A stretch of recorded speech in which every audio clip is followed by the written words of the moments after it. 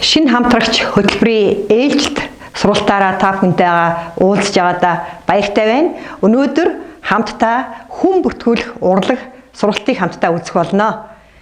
Тэгэхээр шинэ хамтрагч маань ямар чадваруудыг эзэмшсэн байх ёстой вэ манай бизнест? Үндсэндээ дөрвөн чухал чадвар байдаг. За нэгдүгээрт нь бол бид рекрут хийх сурна буюу хүн бүртгүүл сурна. Энэ бол таны амжилтын 30% байдаг.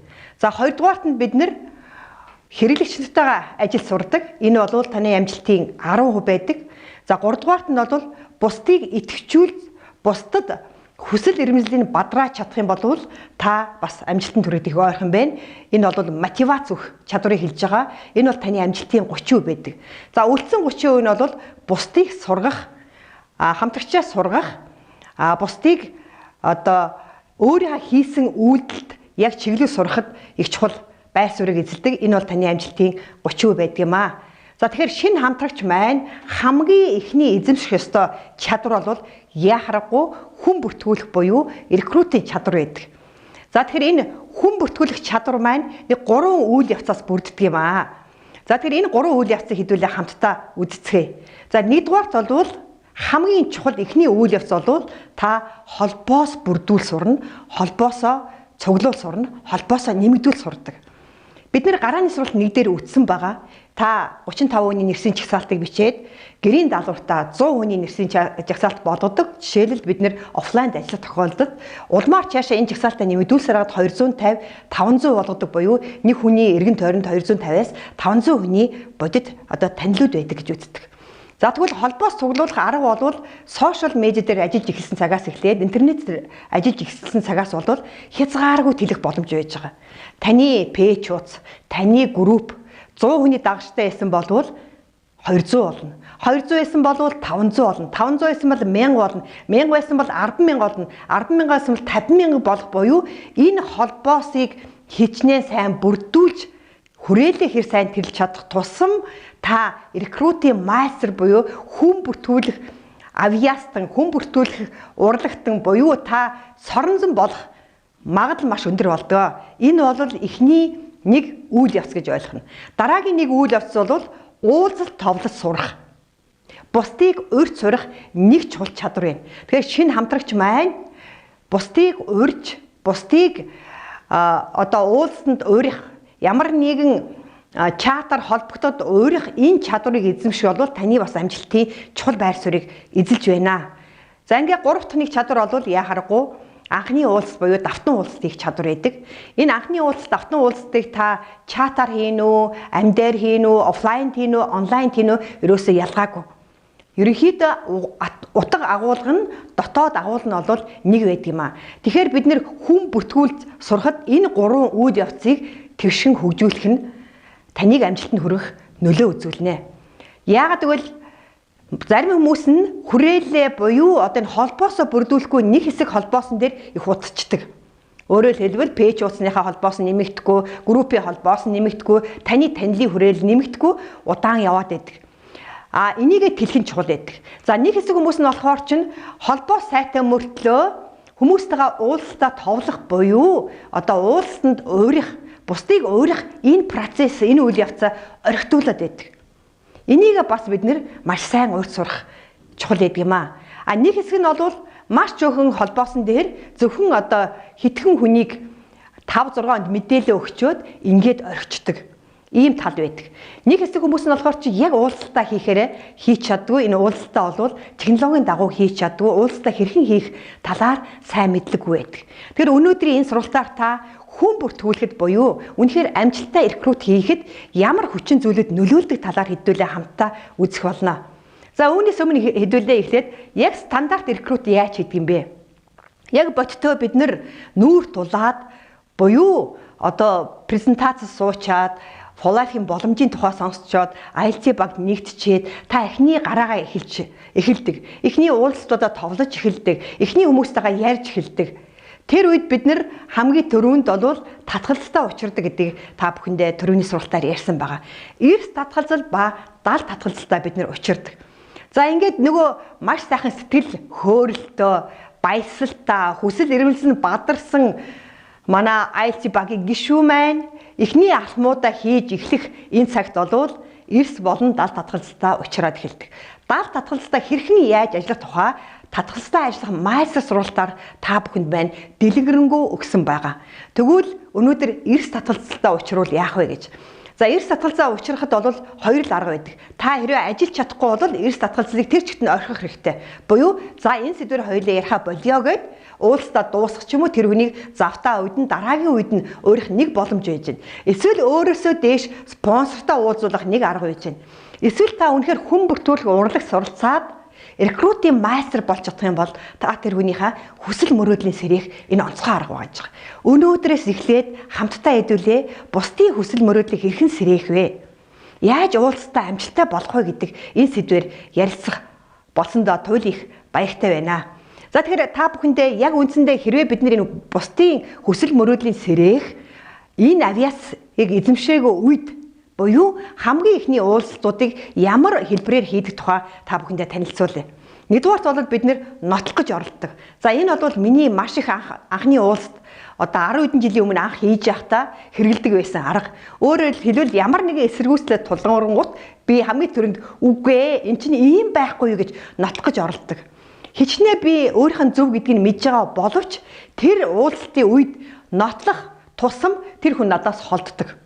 Өөрөөр хэлбэл би нотлох тусам тэр хүний буруу гэдгийг ойлгуулах гэж би хичээдэг байх нь. Тийм учраас бол уулзалт амжилтгүй болдог. Тэгэхээр бид нар бол нотлох шаардлагагүй гэдгийг татгалзал майстер сургалтаар үзсэн байгаа.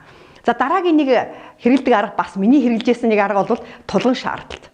Ялангуяа ойр дотны хүмүүстээр маш ихээр бид нар хэрэгэлдэг тулгын шаардал буюу чи намайг дэмжих ёстой, чи яагаад намайг ойлгодгүй те иймэрхүү байдлаар тулгын шаардлагатаар одоо хамгийн миний анхны бүртгүүлжсэн хамгийн ойр дотны үеэлэгчигээ төрсөн ихчигээ нөхрийгөө бол бараг л саналын асуухгүйгээр тулгын шаардлагатаар бүртгүүлжсэн ийм жишээ байдгийм а.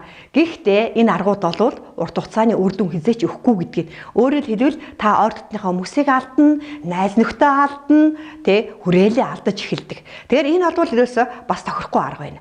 За дараагийн нэг стандарт хэрэгэлдэг арга юу вэ гэхээр ихэвчлэн бид нар бол айц эргэлзээ ихтэй байдаг тул бүгдөө ийм нэг нөгөө окопонд орно гихчээр нуугчинд орчдөг. Хойшлуулдаг. Өөрөөр хэлбэл за би нэг маргааш яриа. За би нэг 0 орж ичээд нэг яриа ч гэдэг юм уу. За би за тэгж яагаад нэг унтаж осоод нэг яриа ч гэдэг юм уу. Өөрөөр хэлбэл нуугдмал юм байдалд ороод хөдөлгөөн хийхээс татгалзаад эхэлдэг. Хэрвээ ямар нэгэн хөдөлгөөн хийхгүй, ямар нэгэн чатлахгүй, уулзалтаа товлохгүй, хүнийг өөрөхгүй одоо холбоос нэмэгдүүлэхгүй бол ямар ч үр дүн байхгүй гэдгийг бид нэр ойлгох ёстой. Тийм учраас та үнэхээр энэ бизнест амжилтанд хүрэхийг хүсэж байгаа бол таны амжилтын маш чухал хамгийн ихний чадвар бол яхахгүй рекрутинг майстер болох, хүн бүртгүүлэх майстер болох тул та окопноосоо гарах хэрэгтэй. Нуугчнаасаа гарахаас өөр арга байхгүй. Айцаа даван туулж, эргэлзээгээ даван туулахаас өөр арга байхгүй. Нотлох болон тулгын шаардлагат хийдэг энэ аргуудаас салахаас өөр арга байхгүй. Тэгвэл хэдүүлээ хамтдаа бусдыг үйлдэлд уриалдаг ямар арга байна? Бусдыг үйлдэлд уриалдаг ямар арга байна? За энэ бол зөвхөн бизнес дээр ярих төдийгүй. Энэ бол амьдрал дээр маш их тохиолддог арга гэж болох нь. Үндсэндээ хоёр л арга байдаг. Нэг нь бол ташуур хэрэглэх, нөгөөх нь хүслийг бадрах. Ийм хоёрхан л арга байна. Өөрөөр хэлбэл бид нэр хүүхдүүдтэйгээ харьцахдаа, эр нөхөртэйгээ харьцахдаа, эхнэртэйгээ харьцахдаа, гэр бүлийн хүрээнд, найз нөхдийн хүрээнд ч юм уу, ах トゥ хамаатан садангийн хүрээнд харьцахдаа бол энэ хоёр аргыг бас нэгийг л хэрэгжилж ирсэн байгаа. Гэхдээ та яг аль аргыг амьдралдаа ихэвчлэн хэрэгэлдэг вэ? Ер нь ихэвчлэн хүмүүс бол ялангуяа эцэг эхчүүд бол ташуурын аргыг хэрэгэлдэг. Өөрөөр хэлбэл загнах, шаардах, тулгах, ингэх ёстой, тэгэх ёстой гэж хэрэгэлдэг арга бол ташуурын арга. Эсвэл нэг барьцаалсан арга хэрэгэлдэг. Чи хэрвээ ингэх юм бол би ингэя. Чи хэрвээ энийг хийх юм бол би тэгье ч гэдэг юм уу, чамд ийм шагнал өгье ч гэдэг юм, иймэрхүү аргыг хэрэгэлдэг байна. Үүнхээр бид нэр хоёр дахь аргыг хэрэгжилж чадах юм бол өрх бүл төдийгүй, эргэн тойрон амьдралдаа төдийгүй, хамтрагч нартаа төдийгүй маш том амжилтанд хүрнэ. Ер нь дэлхийн амжилтанд хүрсэн хүмүүс болвол дандаа хүний хүслийг бадраадаг, хүний мөрөөдлийг сэрээдэг, жинхэнэ мотиваторууд байдаг, жинхэнэ алсыг харагч ийм чадвартай хүмүүс байдаг.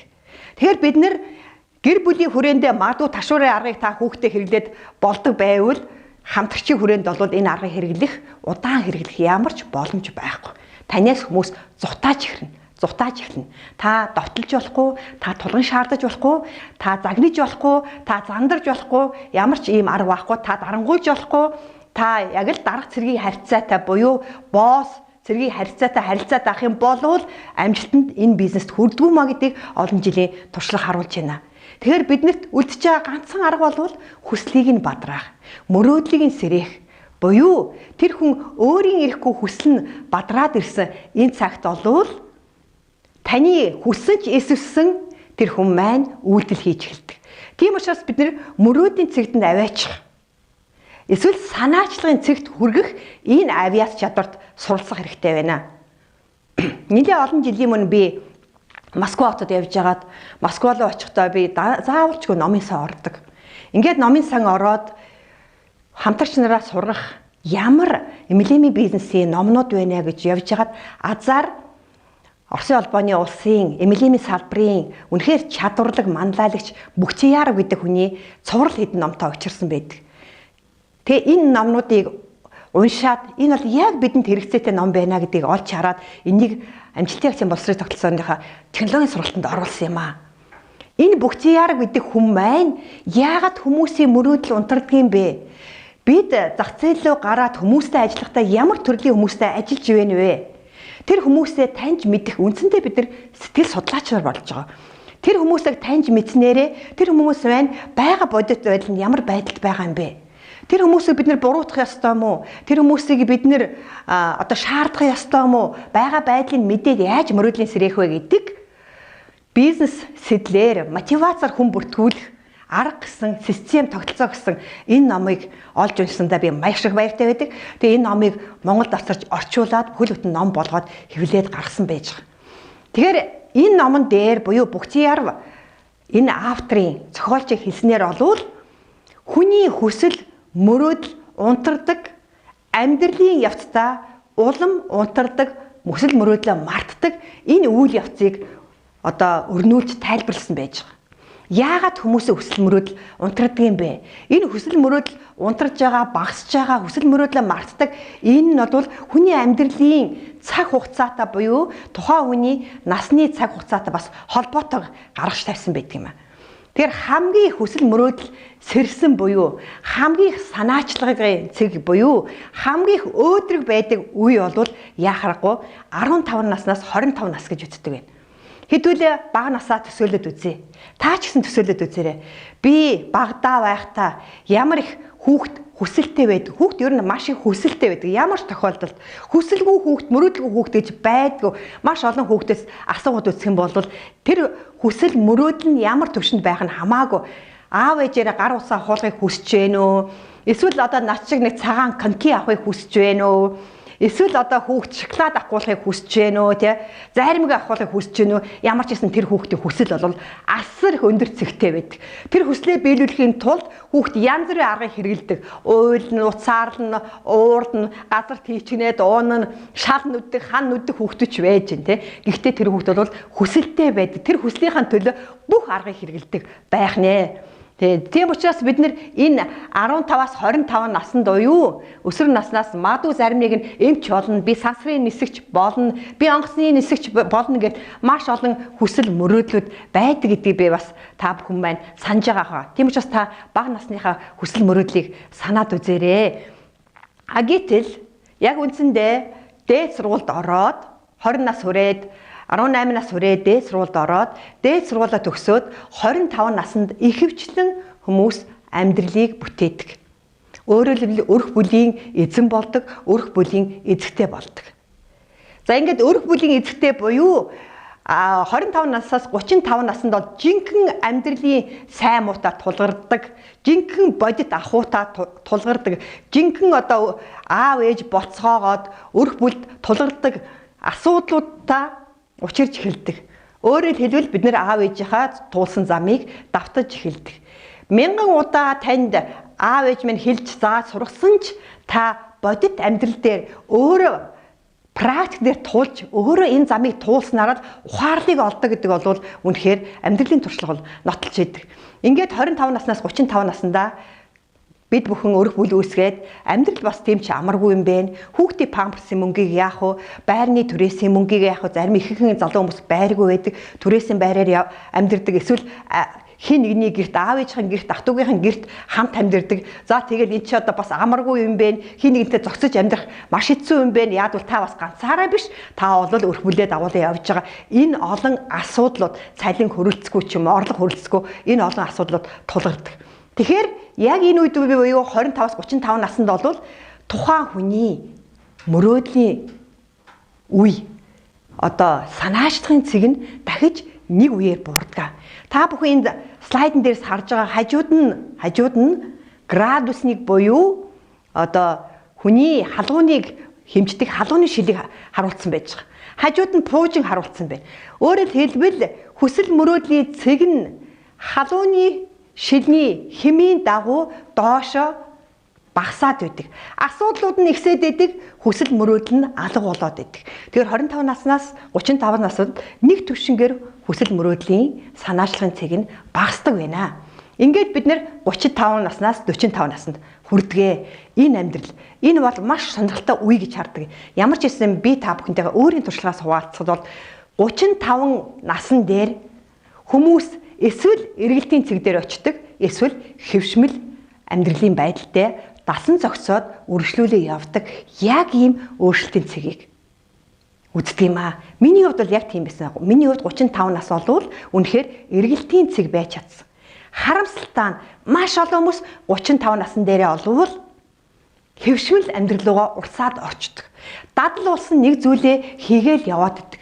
Мэддэг зүйлээ үргэлжлүүлээл өнөөдрийн амьдралаа нөгөө нэг бага орлогоор урт хормоогоор хойд хормоогоо нөхсөөр яваад яг энэ амьдрал руугаа эзэж эргэж буцалгүй ордог маш олон хүмүүс. Гэхдээ цөөхөн хэсэг хүмүүс бол энийг өөрчлөлтийн цэг гэж үздэг, эргэлтийн цэг үздэг. Азар миний хувьд 35 нас бол эргэлтийн цэг байсан. Тийм учраас өнөөдөр та бүхний өмнө зогсох энэ болцоо надад олдсож байгаамаа гэж та бүхэндээ дуулгая. Магадгүй зарим хүмүүс 35 нас биш 30 нас байж болно. Зарим нь 25 нас байж болно. Яагаад гэвэл цаг хугацаа маш хурдтай өөрчлөгдөж байна. Өнөөдөр интернетийн энэ цаг хугацаанд залуучуудын сэтгэх чадвар биднээс маш илүү хурдтай байна гэж ойлгох нь. Тийм учраас энэ эргэлтийн цэг буюу өөрчлөлтийн цэг хүн болгонд янз бүрээр тохиолдож болно. Гэхдээ ихэвчлэн дунджаар бол 35 нас байдаг юм аа. 35 насаас үнэхээр эргэлтийн цэг өөрчлөлтийн цэг хийж ирсэн бол хийж чадсууны амьдрал бол ястой пуужин шиг дээшилдэг, урагшилдаг, пуужингийн хурдаар, соёолон морины хурдаар урагшилдаг гэж ойлгож болно. Яг бол тэр хүн бол огт дадал болсон амьдралын хэв маягаа огт өөр хэв маягаар сольж чаддаг. Хүндрэл бэрхшээл тулгарсан ч гэсэн тэр зам дээрээ зогсож чаддаг. Яадаг бол тэр хүн үнэхээр илүү хурдтай урагшлахыг хүсдэг. Бусад хүмүүс шиг амьдрахыг хүсдэггүй. Бусад хүмүүс шиг саарл амьдралаар амьдрахыг хүсдэггүй. Тийм эргэлтийн цэг дээр хүрдэг бол энэ яхахгүй 35 нас юм аа. Ингээд харамсалтай хэвчлэн 35-аас 45 наснд болвол дадал болсон зүйлээ хэвшил амьдралаа өргөжлүүлдэг дийлэх хүмүүс байж байгаа. Ийм хүмүүстэй бид нэр тулгардаг байна. За 45-аас 55 наснд болвол дахиад нөгөө халууны шилний төвшин доошоо буураад, санаачлахын цэг нь доошоо буураад, хүсэл мөрөөдлийн цэг нь доошоо буураад 45-аас 55 наснд болвол нэгэнт бид нэр эргэлтийн цэгээ олж чадаагүй, хийгээгүй, тэр цаг нь болоогүй бол бид нэр жинхэнэ буруутан олдог ийм цаг 10 жил үргэлжилдэг. Ийм цаг үе буюу буруутан олдог. Ийм үед хүмүүс юу хийдгүү хөвчлэн зурагтаа хэрэлдээ суудаг. Сошиал медиа дээр хэрүүл хийгээ суудаг, бусдыг шөөмжлээ суудаг, бусдыг буруутгаа суудаг буюу миний амьдрал болж бүтээгүй өнөөдөр би орлон буутай байгаа нь өнөөдөр миний амьдрал хүссэн хэмжээндээ хүрээгүй байгаа нь хэн буруутай вэ? Ойлгомжтой. Нөхөр буруутай, төр засаг буруутай, намууд буруутай, аав ээж надаа юм үлдээгүйг буруутай гэдэг юм уу? Одоо бусад эргэн тойрноосоо буруутан хайж эхэлдэг ийм үе байдаг. Энэ бол 45-аас 55 наснд үргэлжилдэг ийм үе яхна. За 55 наснаас хойш 70 наснаас хүртэл болвол тэр үед бол бүр одоо мөрөөдөл дахин нэг төвшин доошоо буураад хүсэл мөрөөдөл дахин нэг төвшин буураад санаалшин цэг бүр байхгүй болоод ингээд унтаа байдалд гүн нойрсох цэглөөгөө ордог буюу унтаа байдалд ордог. За яг амьдралаас ингээ харах юм бол ихвчлэн энэ үед хүмүүс тэтгэртэй гаргадаг үе байгаа. Ингээд тэтгэврийн шоконд ордог. За ингээд тэтгэврийн шоконд орсон хүмүүст хийх ганцхан үлддэг арга зам нь юу вэ гэхээр хүүхдийнхээ асрагч болдог. Насан туршдаа хүүхдээ хүмүүжүүлэх гэж, өсгөх гэж, хуруу умсаа хуглан урт тормоороо хой тормоогоо нөхөн 5 цаасаараа болох гэж насаараа зүтгэдэг. Ингээд тэтгэр зарахаар тэтгэврийн орлого нь улам буурдаг тул тэр хүн маань яах вэ? Цаашдаа бас нэг ажил томилогддог. Тэр ажил нь бол төлбөргүй хүүхдийнхээ асрагч буюу ач хүчээ харах ийм ажил томилогддог юм аа. Тийм учраас бол үнэхээр дэлхийн хүн амын дийлэнх нь энэ замлыг сонгодог. Ингээд гүн ойрсох цэглэг өөрийнхөө мөрөөдөл, өөрийнхөө хүсэл тэмүүлэл маш олон зүйлээ мартсан байдаг юм аа. Дийлэнх хувь шүү. Тэгэхээр бид нэр ийм хүмүүстэй уулзаж учирдаг байх нь. Ийм хүмүүст бид нэр саналаа тавьдаг байх нь. Тэгэхээр ийм тохиолдолд мөрөөдлөө мартсан, хүсэл мөрөөдлөө мартсан санаачлагын цэг байхгүй энэ хүмүүст ямар ч боломж хэрэггүй байдаг гэдгийг бид нар санах хэрэгтэй. Өөрөөр хэлбэл тэр хүн унтаа байдал байж байгаа хүнд бид нар нэх санхүүгийн эрх чөлөө, амьдралын эрх чөлөө, хийж бүтээх эрх чөлөө гэж маш олон зүйл яриад эхлээд тэр хүн чинь танилуу үнэхээр одоо гайхшигсан үдээр л харна. Өөрөөр хэлбэл энэ одоо юу яриад байна юм? Бодит амьдрал чинь тийм биш шүү дээ. Бодит амьдрал бол би өрний хооронд, зээлнээс зээлний хооронд яаж одоо маргаашаа яхаа мэдгүй ингэж амьдарч яана гэдэг ийм бодолтой. Яагтвэл тэр хүн бүх хүсэл мөрөөдлөө мартсан байдаг. Тийм учраас хүсэл мөрөөдөлгүй хүнд бол боломж хэрэггүй гэдгийг бид нэр санах хэрэгтэй. Одоо тэгэхээр бид нэр яах ёстой юм бэ? Тийм хүмүүсийг буруутгах шаардлага байхгүй байна. Хүсэл мөрөөдлөө мартсан хүмүүсийг буруутгах шаардлага байхгүй. Тэднэрт гомдох шаардлага байхгүй. Харин бид нэр хоёр чухал зүйлийг хийх хэрэгтэй. Үнэхээр та рекрутинг мастер болоод та мотиватор бол. Хүний хүслийг сэрээгч, мөрөөдлийг сэрээгч болох хэрэгтэй. Хүслийн мөрөөдлийн сэрээгээд эхлэх юм бол тэр хүний санаачлагын цэг нь дээшлээд ирнэ. Санаачлагын цэг нь дээшлээд ирнэ. Энэ үед харин та бизнес саналаа тавих тэр болцоо биднэрт нэгддэг юм а. Тэгэхээр одоо бол та бүхэндээ энэ хүсэл мөрөөдөл сэрээх технологийн талаар танилцуулах гэж байна. Яаж хүсэл мөрөөдлийг сэрээх вэ?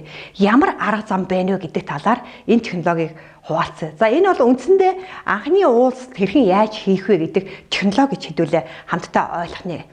Тэгэхээр бид нар бол эхлээд нөгөө унтаа байдалд байгаа мөрөөдлөө мартсан, хүслээ мартсан тэр хүнийг бол халууны шилний дагуу температурын жоохон ихсэх хэрэгтэй.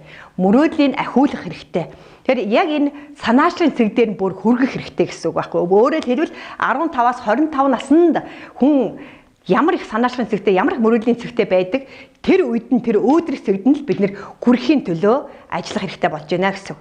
За тэгэхээр энд бол 3 үндсэн хэсэг байдаг. Анхны уулзалт хийхэд бол 3 үндсэн хэсэг байдаг. Энэ үндсэн хэсэг би дараагийн бас слайдаар дахиж ярина. Нэгдүгээрт нь ямар юм байдаг вэхээр одоо үнэхээр тэр хүн маань ямар нэг одоо өөрчлөлтийг хүсэж гэнэ үү гэдгийг л олж мэдэх нэг чухал. Өөрөөр хэлбэл олж мэдэх биш, бүр илрүүлэх нь чухал. Тэр хүслийн төрүүлэх нь чухал. Өөрчлөлт зайлшгүй шаардлагатай гэдгийг мэдрүүлэх нь чухал байдаг. Энэ бол нэгдүгээр үе. Хэрвээ бид нэр энэ дээр нь сэрэж чадах юм бол хоёрдугаар үе рүү н ордог нь нөгөө чинь тэгвэл надад боломж байна уу гэж хайж эхэлдэг. Ингээд боломж байна уу гэдэг энэ шатанд орсон хүн бол дараагийн 3 дахь шатанд буюу би чадах болов уу гэдэг ийм асуултанд хариулах тийм шаардлага тулгардаг. За энэ 3 үе шатыг даван туулахын тулд бид нэр дараах аргуудыг хэрэглэнэ. Эхний үе шатан дээр бид нэр түлхүүр арга буюу хэрэгэлдэг. Дараа нь аж аргалын дүр зураг, бодит байдлын 3 арга байдаг. За энэ юу гэсэн үг вэ? За түлхүүр байдал дээр бол хэрэгцээг илрүүлнэ гэсэн үг. Хэрэгцээг илрүүлнэ. За бүхтияарын новн дээр бол би ч гэсэн энэ олон жилийн хугацаанд ашиглаж ирсэн нэг онцгой үг байдаг түлхүүр арганд мэдээж эхлээд зүгээр сайхан хүнтэйгээ ярилцсан, мэдлэн ингэснийхаа дараа бол хэрвээ чи сар болгон эсвэл та сар болгон 1000-аас дээш орлоготой болон чөлөөт цаг зав ихтэй болвол таны амьдралд ямар өөрчлөлт гарах вэ гэж. За энэ асуултыг нэг удаа асуугаад хүн хариулахгүй. Энэ асуултыг бол сайн хүнтэйгээ тулж ярилцаад 1, 2, 3 дахь удаага ярьж эхлэхэд асуухад бол тэр хүн ярьж эхэлдэг. Өөрөөр хэл хүнийг яриулах нэг чухал байдаг. Энийний дараа бид нэр бол хүсэл мөрөөдлийн бадраа. За хүсэл мөрөөдрийг хэрхэн яаж бадраах 5 арга байдаг. Энэ аргын талаар би одоо өнөөдрийн сургалтын дээр ярихгүй. Энэ аргыг бол дараагийн илтгэгч маань та бүхэнд тусгай сургалтаар хүргэх болно. Хүсэл мөрөөдлийн сэрэх яг энэ эхний хэсэг дээр яаж хүсэл мөрөөдлийн сэрэх вэ гэдэг аргыг тусгаалan хүргэнэ. За ингээд бид нар үнэхээр тэр хүнийхээ хүсэл мөрөөдлийн сэрэж чадах юм бол харин одоо нөгөө хүн чинь өөрөө хүссэн ч хүссэн боломж байна уу? Үнэхээр надад боломж байна уу гэд таны саналыг сонсоход бэлэн болдог. Ингээд бид нэр бизнес танилцуулгатаа ордог. Өөрөөр хэлбэл яг өрнөл хэсэг буюу дунд хэсэгт нь бол бизнес танилцуулгатаа ордог. Ингээд бизнес танилцуулгын дараа харин татгалзалтай ажилдаг. Харамсалтай нь энэ дээр нэг том алдаа гардаг. Бид нэр ихэвчлэн яг нөгөө стандарт рекрут хийхдээ шууд бизнес саналаа тавьдаг тул шууд татгалзалтай учирдаг. Үндсэндээ бизнес саналаа тавьж чадаагүй бизнес саналаа ярьж амжаагүй байтал бид нэр шууд татгалзалтай ажиллаад эхэлдэг. Ингээд нотлоход оролддог, ингээд уулзалт маань амжилтгүй болдог. Тийм учраас тэр хүсэл мөрөөдөл сэргээх эхний хэсэг болвол үнэхээр чухал хэсэг. Үнэхээр хүсэл мөрөөдөл сэрсэн хүн бол шалтгаан хайдаггүй. Шалтгаан хайдаггүй. Харин тэр гарцыг хайдаг. Надад ямар арга зам бэ нэ гэж асууна. Надад үнэхээр боломж байна уу гэж танаас асууна. Тэр үед нь л харин бизнес саналаа тавина. Бизнес санал тавих хүртэл бол тэгээд надад боломж байна уу гэдэг асуултыг хүлээтэл бид нэр бизнес саналаа тавьж болохгүй нэ гэж ойлгох нэ. Ингээд бизнес саналаа тавьсны дараа бол тэр хүний татгалзалтай ажиллаж эхэлдэг. Яг хүсэл мөрөөдлийн сэрээсний дараа бизнес санал тавьсны дараа татгалзалтай ажиллахад таны ажлах татгалзал болвол үнэхээр хамаагүй хүчин сул байдаг. Нөгөө эрс татгалзал биш хүчин сулраад яагаад бол тэр хүн тэр боломжийг алдахгүй тулд гарцын талаар асууж эхэлдэг. Жинхэнэ далд татгалзал руу орж эхэлдэг. Тэр үед бол далд татгалзалын дагуу бид нар ажилладаг байх нэ. Ингээд төсгөлийн үедээ бид нар болвол логик арга гэж юу хэлээд байна вэ гэхээр яаж энэ бизнесийг хийх үү гэдэг шатараалаад бид нэр харуулах хэрэгтэй. Маш энгийн. Нөгөө бидний ярьдаг 3 баг үүсгдэг $1000 одоо сарын орлого төрхийн тулд бид нэр президент даймд цолонд хүрэх бяцхан ийм схемийг танилцуулдаг байх нэ.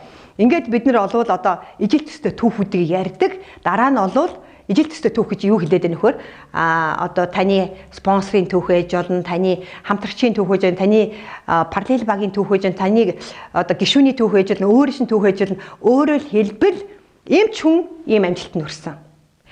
Одоо цахилгаанч хүн ийм байжгаад ийм амжилтанд хүрсэн. За татварын байцаагч хүн байжгаад ийм амжилтанд хүрсэн. Өөрөөр хэл хүнсний ажлын сектороос нэг хэдэн үний жишээ. За оюун марш уламжлалт бизнесээс энэ бизнес рүү орсон хүмүүсийн хэдэн жишээ гээд иймэрхүү жишээнүүдийг дурдж өгөх нь чухал байна гэсэн. 3 үндсэн шатны тухай. Ямар 3 үндсэн шат вэ гэхээр түрүү хэлсэн нөгөө өмнөг нь өөрчлөлтийн цэг дээр хүрэг, санаачлалын цэг дээр хүргэе, мөрөөдлийн сэрээ нэг хэсэг нь дараа нь надад боломж байна уу гэдэгт хариулах, нэг хэсэг нь хоёр дахь хэсэг нь ингээ гуравт нь би чадахгүй гэж хариулна. Тэгэхээр одоо түрүү хэлсэн байгаа хэрэгцээг нь илрүүлнэ, мөрөөдлийн сэргэж санаачлалын цэгт хүргэдэг бол эхний хэсэг нь гэж ойлгоно. За хоёр дахь хэсэг нь болохоор чинь бид нар бизнесийн танилцуулга татгалзалтай ажилладаг. Гурав дахь хэсэг нь бол ижил төстэй түүх яриад, амжилтын акцийн боловсролын тогтолцоогоо яриад, өөрөөр хэлбэл би чадахгүй гэдэг асуултанд хариулах хэрэгтэй байхгүй. Тэгэхээр бэлэн тогтолцоо байна, бэлэн хөтөлбөр байна, бэлэн боловсролын систем байна, бэлэн онлайн хөтөлбөр байна, тань суралцах боломж байна гэдэг. Ингээд давуу талыг хэлнэ. Давуу таланд нь юу орох вэ гэхээр одоо яг энэ цаг үед хийх нь ямар чухал юм бэ гэдгийг хэлж өгнө. Яг энэ өөрчлөлтийн цаг үед, яг энэ санхүүгийн хямралтай цаг үед үнэхээр энэ бизнес бол амжилтанд хүргэдэг гэдэг талаас нь тайлбарлах юм. Тийм учраас үндсэн 3 хэсгээс гадна эхлэл, төсгөл хэсэг. Эхлэл хэсэгтээ бид нар мэдлэн хүмүүсээ мэдлээд сайхан байгаа байдлын тодорхойлно. Шууд ярихгүй те мэдлээ байгаа байдлын тодорхойлно. Гэхдээ ийм удаа ярьж болохгүй. Тэр хэсгээ ингээд байгаа байдлаа тодорхойлсныхаа дараа нөгөө төлхөр аргаа хэрэглэнэ гэсэн үг шүү дээ. Хэрвээ та сар болгон $1000 ба түүнээс дээш орлоготой мөн маш их одоо чөлөө цагт бол та юу хийсэн бэ гэдэг асуултыг хэд дахин асууж сурах нэ. Ингээд үндсэн 3 аргаа хэлснийхаа дараа төсөл хэсэгтэр нь та заавал бэлдсэн материалаа гард нөгөөд давтан уулзалтыг товлох бол та уулзалтыг төгсөж яах гэсэн үг. Ихэвчлэн бид давтан уулзалтаа тоглохоо мартчихдаг. За бэлтгэл хэсэг дээр юуг өгөхөө мартчихдаг, материал өгөхөө одоо төсөл хэсэг дээр материал өгөхөө мартчихдаг. Бэлтгэл хэсэг дээр материалаа бэлдээгөө уулзалтанд хүрээд ирдэг ч юм уу. Ялгаагүй онлайн уулзалтанд хийсэн ч гэсэн та юуг бэлтгэх ёстой. Дараа нь явуул видеонуудыг бэлтгэсэн байх ёстой. Линкүүд нь бэлэн байх ёстой тий. Тийм учраас бол аль алинд нь материал бэлтгэх ёстой онлайн, офлайн уулзалт. Ингээд дараагийн уулзалтаа заавал товлох ёстой. Онлайн ч гэсэн, офлайн ч гэсэн уулзалтаа товлож сурах нь их чухал байна. За ингээд та бүхэндээ өнөөдөр миний бие хүн бүртгүүлэх урлаг буюу энэ хүн бүртгүүлэхэд ямар технологиор, ямар дис дараалтай хэрхэн яаж ажиллах тухай үндсэн онлын ойлголтыг өглөө. Дараагийн сургалтаар бол та бүхэн практик сургалтыг авах болно.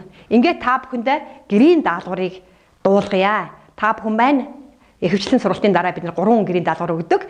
Ингээд өөрийн санаачлагын цэгийг тодорхойлоорой. Та яг өөрчлөлтийн цэгдээ хүрж үгүй юу? Та яг санаачлагын цэгдээ хүрсэн байна уу гэдгийг сайн харж агаад энийг тодорхойлоорой гэж та бүхэндээ дуулгая. Дараагийн бид нэр хийх ёстой даалгавар бол бусад хүмүүсийн ижил төстэй амжилтын түүхүүдийг мэддэг байх хэрэгтэй. Энийг та бүр бичих хэрэгтэй. Энэ тухай сайтуудаас харах хэрэгтэй. Энэ тухай спонсороос асуу. Спонсорынхаа түүхийг мэдж явах хэрэгтэй. Өөрөөр хэлбэл түрүүн хэлсэн одоо хөлсний ажлын сектораас MLM бизнес орсон 2-3 хүний түүхийг мэдж явах хэрэгтэй.